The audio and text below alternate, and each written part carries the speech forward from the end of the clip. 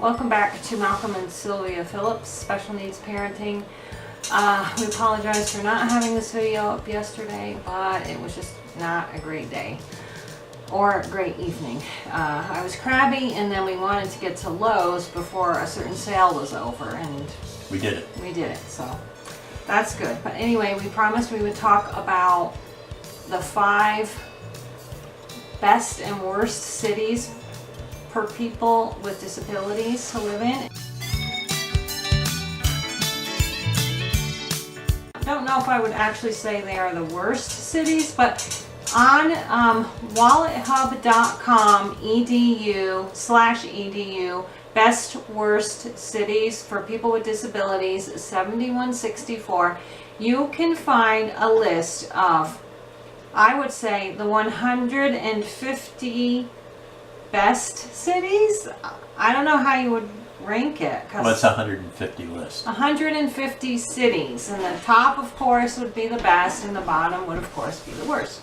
So this list says that the top 5 U.S. cities for people with disabilities is Overland Park, Kansas, Scottsdale, Arizona, Lincoln, Nebraska, Gilbert, Arizona, and Peoria, Arizona. Now, I'm not surprised Arizona has so many of the best cities because continue. You see us? We have a helper today, and she's having anxiety because her favorite thing to wear now is wet. Okay, Beth, don't shake it. She went swimming with Kristen, and her bathing suit is wet now, so she has to wait for it to dry to put it back on. So she's having quite a bit of anxiety. I know, but getting back to what I was saying, I'm not surprised that Arizona has so many best state cities, because if you go to cfi.ucp.org, you will find a list of state scorecards. Rachel. And Arizona has been the best state for disabilities, Rachel, for many years now. Worst states, or the 5 bottom states on the list, are Buffalo, New York, Rochester, New York, Providence, Rhode Island, Anchorage, Alaska, and Worcester, Massachusetts. Now, I'm surprised that New York has some low cities, because it has been ranked pretty high up on the state list. Yeah, but here's the other thing, is you have certain criterias that they're ranking by. Yes, and we'll go into that too. I looked at the rankings over a couple of years, and in the meantime, how things were structured in the state changed. Yeah. And in our state, you're talking about? New yeah, York? and but the criteria didn't change, and so these cities could literally be actually better, but because the system changed, they no longer match the criteria. Yeah, in 2014, New York was number 5 on the state list. 2015, it was number 4 on the state list. I thought we were doing really good. This year, it's down to number 13 on the state list. And, you know, for us, nothing has changed. Bethany actually has better services now than she ever had before. So what really, I don't think New York got worse, but I think other states got better than New York. So it pushed New York down, even though nothing actually got worse in New York. Right, as far as we're concerned. So, yes. And then some people, we've seen some comments that, how can you base your criteria on something that is so different for each individual person? Every person with disabilities has different needs and wants, and so to generalize it so much, I don't think you can generalize it so much. I think you really have to study and do your research, and not just go by a list like this, because, you know, for some person, accessible living is a high priority. That's not such a high priority for us. But services like respite help and things like that are what are our priority. And, you know, Medicaid and making sure her medicines are paid for, because, you know, her medicines are expensive, and, you know, other people might need, you know, breathing apparatus or, you know, things like that. But some of the things categories that they studied, I guess you'd call it, or ranked, were which cities had the lowest cost and highest cost of living, highest and lowest employment rate for disabilities. So those are all good for everybody. That can be generalized. Lowest persons with disabilities living below the poverty level, and highest, so that also is important for everyone. Lowest cost of and highest cost of doctor visits, lowest and highest cost of in-home services. That's what, you know, our area of interest and need is in-home services. Highest and lowest percent of persons with disabilities living in the area. Highest and lowest of the population with walkable park access. Most family doctors and general practitioners per capita, and the fewest. So I think you need to take these lists kind of with a grain of salt, and you really do have to do your research. I wouldn't just say, oh, I really want to move where it's warm, like Hawaii, which is one of the best states, by the way. But it looks like this city is crappy for people with disabilities. Well, I would, you know, not take this list's word for it. I would definitely check it out. Let's see. When I first looked over the lists, you could say, okay, such city is very good, and it's remained consistent on the list over a period of years, and that might be a good place to move to. But if you look at the state, you might find that state has a 6 or 7 year waiting list. Yeah, that's another thing to consider. And you can't just apply and say, okay, in 6 or 7 years I'm going to move there. But also too, you may not even be eligible for the same services you're getting from one state to another. Your services don't transfer from state to state. Correct. You start all over again. Yeah. But like in determining our sample, we considered only the city proper in each case and excluded cities in the surrounding metro areas.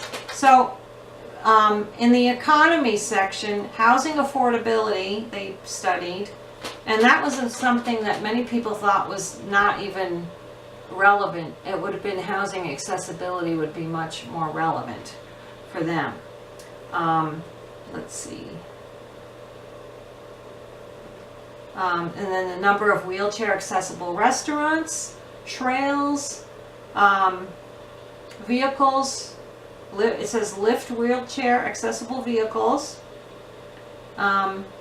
And so, of course, if you have mobility problems or you use a wheelchair or a scooter, that's going to be important to you.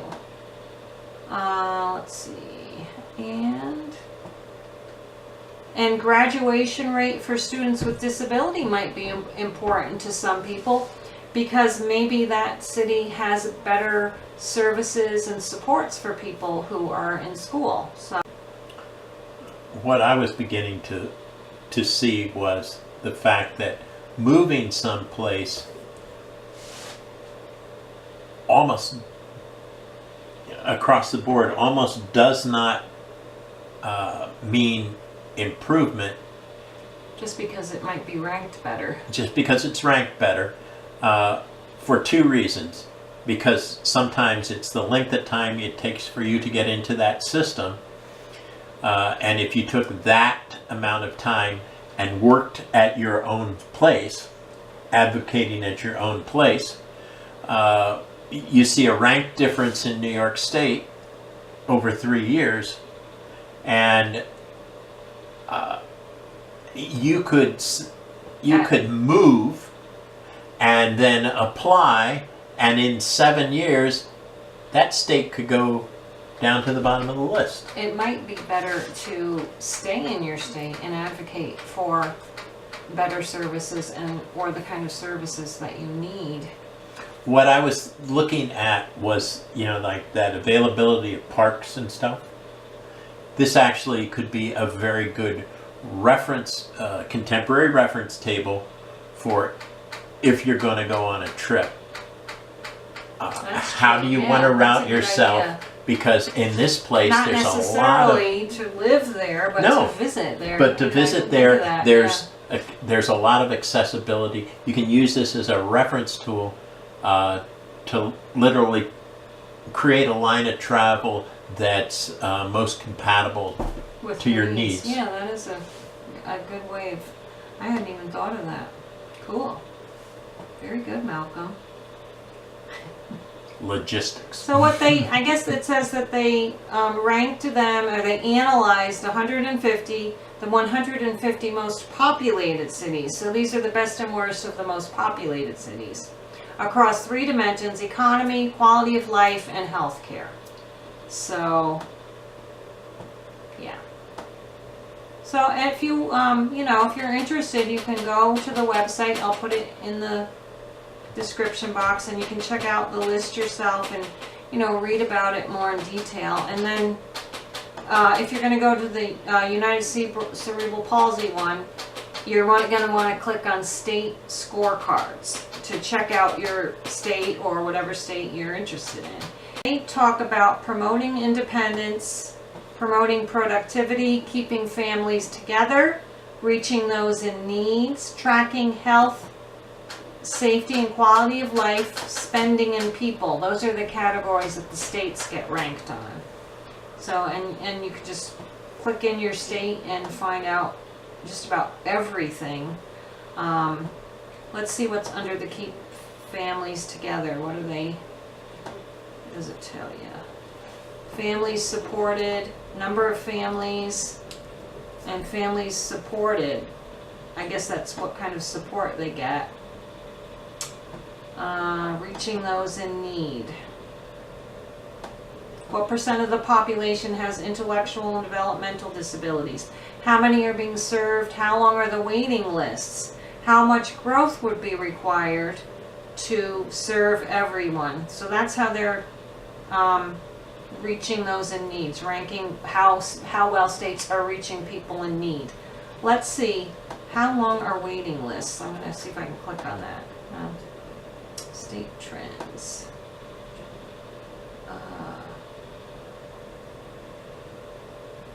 It says Texas in 2014, Texas had 115,913 people on a waiting list for services. It's a big state. Virginia had 7,779 on a waiting list. Some states don't even have a waiting list. And then there are individuals on home and community based services waiting lists. And then on residential waiting lists. What Bethany gets is home-based services. And let's see, keeping families together. Let's see what that's. New York, California's got the highest ranking for keeping families together, and New York is second. Yeah, California's just double in numbers. 54,000 plus in New York and 104,000 plus in California. And how But much- that number there is based on the fact that New York now has set into... And I think some of the things that they actually keep families together with are the kind of services that Bethany gets. They're designed so that parents don't have to put their children into institutions, but get the right support and the right amount of support they need at home to be able to keep their kids at home. That's what's important to us. Mm-hmm. So yeah, if you're maybe a disabled young adult that wants to move out of your home and you need supported a supported apartment or whatever, you know, having services at your parents' home, it may not be anything you're interested in. So, you know, you might be interested in how you can go to college, getting help, you know, someone like Kristen, a personal assistant, to take you around town, to go to, you know, if you want to go to college or be your assistant at your job or whatever. Those things, you know, these are all things that you can research on here and check out. So, and how much money they're spending on people, and promoting productivity is how many people are supported or are in supported or competitive employment, and how many people participate in vocational rehabilitation. So, yeah, check out, I would say check out these. I really like the UCP one the best. It's very detailed, and I would check it out if you're, you know, want to see how your state ranks, or if you're thinking about moving somewhere. Maybe you're thinking about getting a job in another state, but you don't know how that state is for your disabled child. Check Just it give out. you a little. Like, we were thinking about moving to North Carolina because we wanted to go where it was warmer, and we found out that New York is like tons better than North Carolina for Bethany. So, you know, we could go down there and she might never get any services at all. We'd lose everything we've got here for her, and or we could be on a waiting list. I think then when I checked it out, it was at least a 3-year Yeah, I waiting think it was list. 3 years at the time. So, yeah. So anyway, if you've got anything to add, leave it in the comments below. And I'm going to ask your opinion on something. I told Malcolm today I wanted him to start doing a little bit of vlogging on his lunch hour so I can include him in our daily vlog channel more. Okay. So if you would like to see Malcolm more in our daily vlog channel, tell us in the comments below. And you got anything else to add to that? No? I think you did a good job. All You right. thought of something I didn't. It happens sometimes. Alright, thanks for watching. If you haven't subscribed yet, please do. Thank you so much to the new subscribers who have just come along in the past few days, and all you guys that have been around for a while. Thanks for supporting us and watching us. We love you guys, and we'll see you again next week. And as always, if you have anything else you want to discuss, leave it in the comments below. Check out our other channels. And yeah, that's it. Bye. Bye. I'm always afraid it's not going to be recording when I'm done.